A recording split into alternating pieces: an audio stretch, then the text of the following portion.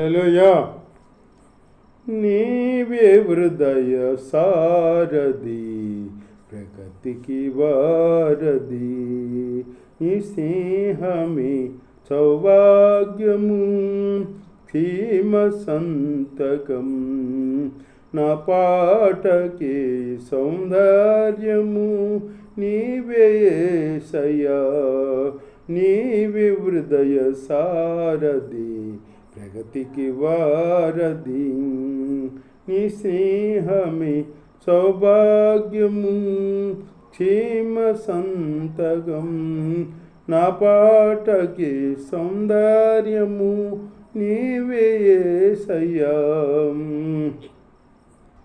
నీవు లేని జీవితం ప్రళయ సాగరమే, దిక్కుదోసని సమయములు నీవే దిక్కైవే.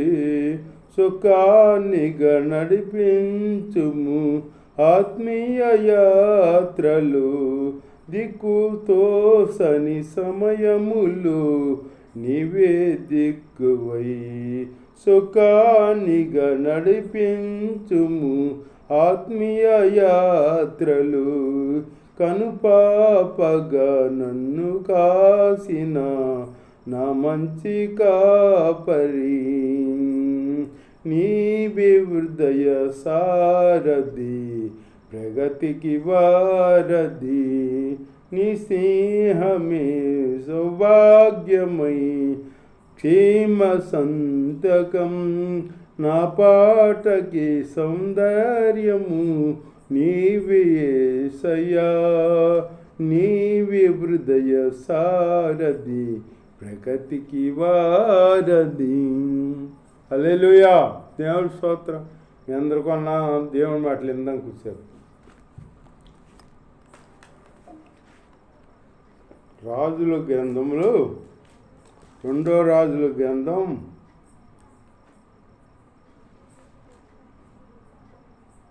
5వ అధ్యాయం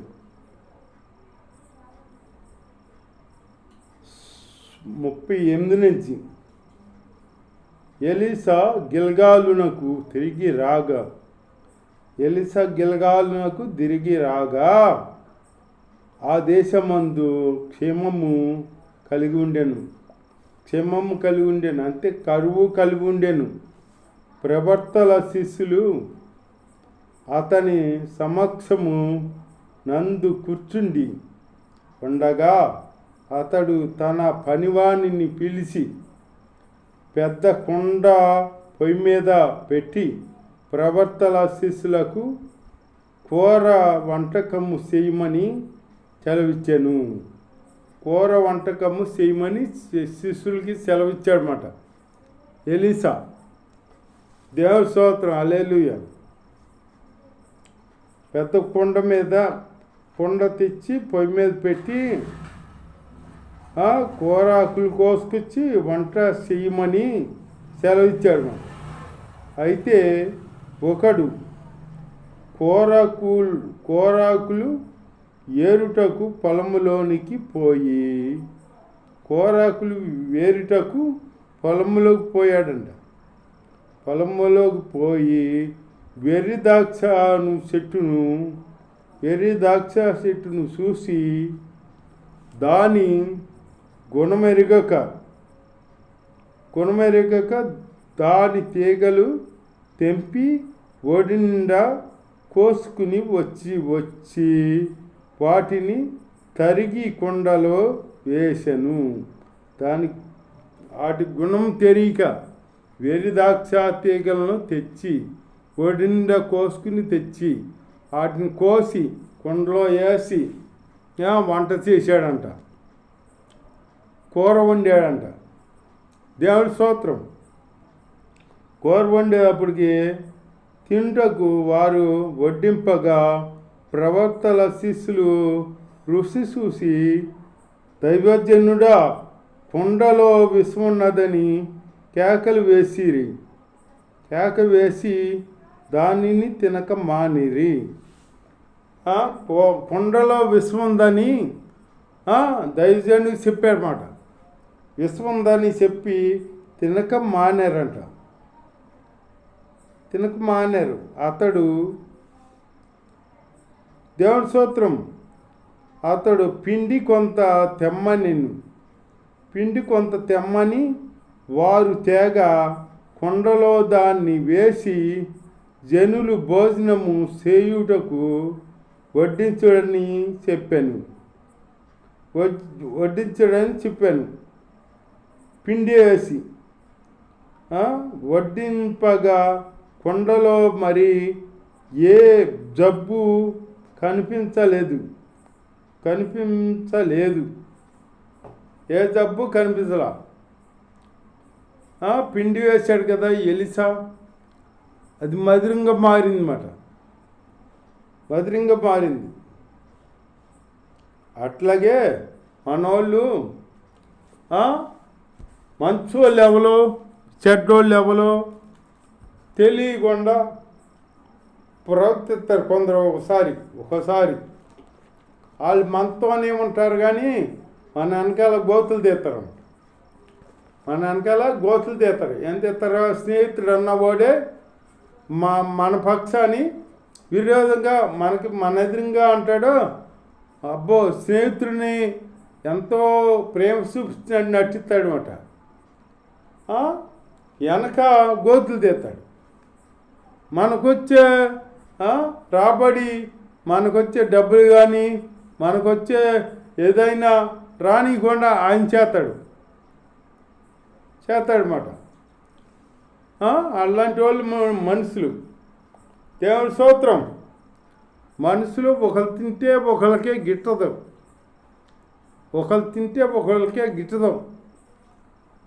ఆడెందుకు తింటున్నాడో, ఆడెందుకు పై అంతస్తులో ఉన్నాడో, ఆడు కిందకి రావాలి, కింద పడాలి అని చూస్తారన్నమాట.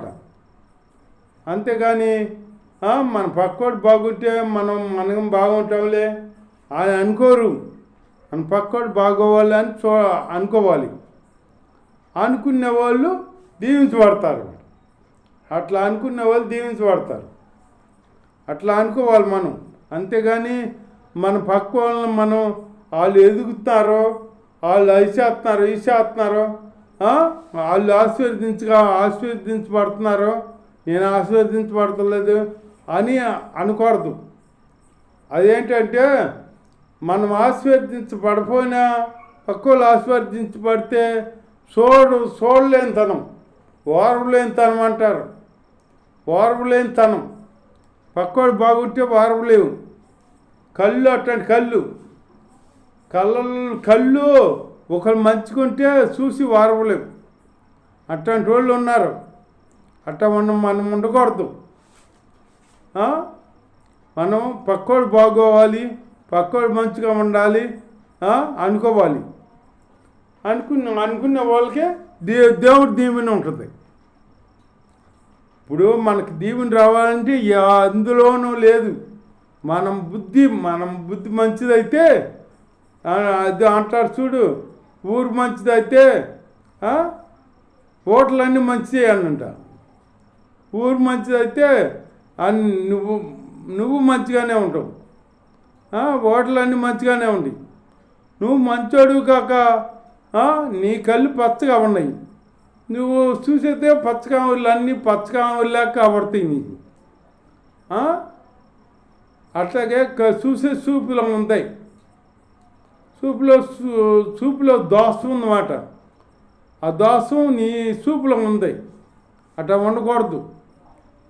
పక్కోడు దీవించబడితే మనం ఆ పక్కోడు దీవించబడుతున్నాడని మనం ఇంకా దీవించబడాలి అని మనం దేవుడు కోరుకోవాలి. కానీ అతను దీవించబడుతున్నాడు, అతను దిగిపోవాలి, ఎప్పుడు దీవెనగా ఉండకూడదు. కింద ఎప్పుడు పడిపోతాడని మనం అనకూడదు. అతన్ని ఇంకా దీవించు ప్రభా, దీవించు అతన్ని అనాలి మనం. అతను దీవించబడుతున్నాడు, అతను దీవించు అలా అనాలి మనం. అంతేగాని అతను దీవించబడుతున్నాడు, నేను దీవించబడతలేదు అని మనం అనుకోకూడదు. దేవుడి స్తోత్రం. అట్లాగే ఒక అతను దైవజనుడు అనుకున్నాడంట. దైవజన్యం ఏమనుకున్నాడు, నేను సేవ చేస్తున్నాను ప్రభువా, నాకు సైకిల్ లేదు, నా ఇంటి ఎదురోడు మిమ్మల్ని నమ్ముకోలేదు, సేవ చేస్తలేదు, అయినా కానీ అతను బళ్ళు ఉన్నాయి, కార్లు ఉన్నాయి, అన్నీ ఉన్నాయి, మిద్ది మీద మిద్ది కట్టాడు, ఆశీర్వాదంగా ఉన్నాడు, నేను సేవ చేస్తున్నాను, నాకేమీ లేదు, ఒక సైకిల్ కూడా లేదు అని ప్రార్థన చేస్తానంట. ప్రార్థన చేత అట్లా బట్టుకెళ్ళాడంట. బట్టుకెళ్తే అప్పుడు స్వప్నం ఉంది, ప్రభు చూపించాడు. ఏమని, ఆ ఎదురు ఉన్నాడు చూడు, ఒక ఆయన ఎదురింటి ఆయన ఉన్నాడు కదా, ఆయన ఎక్కడున్నాడు, ఒక బండ, పెద్ద బండ పాకుడు కట్టే చూడు, ఆ పాకుడు కట్టే స్థలంలో ఆయన ఉన్నాడు. ఈయన ఎక్కడున్నాడో, ఈ సేవకుడు 4 దిశలో సమూహంగా ఉంటుంది చూడు నేల, అక్కడ ఉన్నాడు ఈయన. ఎవరో ఇప్పుడు మరణానికి దగ్గర ఉన్నారో ఆయన ఎదుటితోడేమో ఆస్వాదించబడుతున్నాడని ఇతను అన్నాడు. నేను ఆస్వాదించబడతలేదు, ఆశీర్వదించబడుతున్నాడు అన్నాడు. ఆస్వాదించబడుతున్నాడు. ఆయన ఎక్కడున్నాడో, ఎప్పుడు పాకుడు కట్టే స్థలంలో ఉన్నాడు. ఎప్పుడు పడిపోతాడో తెలీదు. అట్లాంటి స్థలంలో ఉన్నాడు మాట. అలాంటి స్థితిలో ఉన్నాడు. మనం ఆస్తి సంపాదిస్తున్నాం, డబ్బు సంపాదిస్తున్నాం, ఐదు సంపాదిస్తున్నాం, మనకేంట్లే అనుకుంటాం. మనం ఎన్ని సంపాదించినా దేవుడి కృప లేకపోతే మనం ఎప్పుడు మన జీవితం ఎప్పుడు ముగిస్తామో మనకు తెలీదు, ఎప్పుడు చనిపోతామో మనకు తెలీదు. అందుకనే దేవుడు మనకి తోడుగా ఉండాలి. దేవుడు తోడు కోరుకోవాలి. మనుషులు తోడు కోరుకున్నామనుకో, ఇవాళ ఇంట్లో ఉంటావు, రేపు మట్టిలో ఉంటావు. నరుడు ఏమంటాడో, ఎదురుగా దీవిస్తాడు, కానీ నువ్వు బాగోవాలి, నువ్వు బాగుంటే నేను చూడాలి అని అంటాడు. ఎదురుగా పక్కెళ్ళి అంటాడు, ఈ దుర్మార్గి ఎప్పుడు పోతాడు, ఈ దుర్మార్గి ఎప్పుడు పోతాడు అని అంటాడు. వెనకాలకి వెళ్ళి తిడతాడనమాట. ఎప్పుడు నాశనం అయిపోతాడు, ఎప్పుడు నాశనం అయిపోతే నేను చూస్తాను అని అంటాడనమాట. అట్లా మనుషులు అనుకుంటారు. దేవుడు అట్లా అనుకోడు. నా బిడ్డ ఎప్పుడు ఎదుగుతూ ఉండాలనుకుంటాడు. ఎదగాలి అని కోరుకుంటాడు దేవుడు. పతన వాళ్ళు కోరుకునేది ఎవరో నరుడు. నీకు స్నేహితుడే అని చెబుతాడు. నిజ స్నేహితుడైతే ఎట్లా ఉంటాడంటే మన కొరకు ప్రాణం పెడతాడనమాట. ప్రాణం పెట్టే స్నేహితుడే నిజ స్నేహితుడు. ఒక ఆయన ఉన్నాడంట. ఆయనకి కొడుకు ఉన్నాడు. కొడుకుంటే ఆ కొడుకు ఒక స్నేహితుడు ఉన్నాడు. వీళ్ళిద్దరూ కాల్లో ఎక్కడో స్నానం చేస్తున్నారు. ఈ కొడుకులిద్దరు చేస్తుంటే అది వాళ్ళు రాలేని స్థితిలో ఉండిపోయి అక్కడ ఉన్నారు. ఒక బండ మీద ఉండేటప్పటికి ఈ తండ్రి వచ్చాడు. తండ్రి వచ్చి ఏం చేశాడో, బిడ్డను రక్షించాలి కదా, బిడ్డను రక్షించలా. వాళ్ళ బిడ్డ స్నేహితుడిని రక్షించాడు. స్నేహితుల్ని ఎత్తుకుని వారు పైకి తీసుకెళ్ళాడు. మళ్ళీ ఇంకొకరిని తీసుకెళ్ళాడు. ఈలోగా ఇది వేరు పొంగిపోయి ఈ బిడ్డ కాల్లో మునిగిపోయి చచ్చిపోయాడు. చనిపోతే ఏమైందంటే, అప్పుడు బిడ్డనెత్తికి రక్షణ లేదంటే ఆ బిడ్డ రక్షణ పొందాడు. ఇవాళ తండ్రి రక్షణ పొందాడు. వాళ్ళైతే రక్షణ పొందలేదు కదా. వాళ్ళు చనిపోతే నరకానికి పోతారు. నువ్వు చనిపోయినా నేను చనిపోయినా పరలోకానికి వెళ్తాం అని ఆ బిడ్డను నేను రక్షించాను, నరకానికి వెళ్ళకూడదని. నువ్వు చనిపోయినా నాకు ఇష్టమే అని అన్నాడంట. అట్లాగే మనకు యేసయ్య ఈ లోకానికి వచ్చాడు, మన నిమిత్తం చనిపోతాకి వచ్చాడనమాట. తండ్రికి ఇష్టమైందంట యేసయ్య చనిపోతాం. యేసయ్య మన కొరకు చనిపోయి ప్రాణం పెట్టి రక్తాన్ని సిందించాడనమాట. అలాంటి దేవుడిని మనం నమ్ముకుంటూ దేవుడిలో జీవిద్దాం. దేవుడి వాక్